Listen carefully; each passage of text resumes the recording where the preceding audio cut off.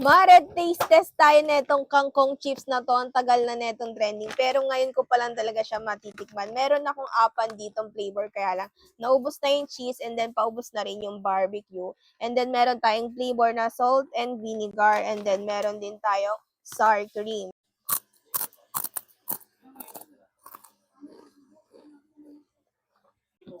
Mare, yung salt and vinegar nila is parang meron siyang kalasang chicherya na mabibili sa tindahan. Usually para siyang kalasa ng Martis.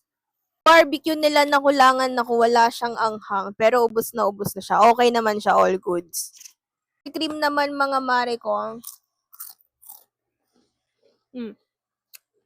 Para din siyang may kalasang chichirya na mabibili sa... Pare, kung alam mo yung chichirya na Tommy, yung kulay dilaw na nabibili sa tindahan, ganon yung lasa nitong sour cream na to.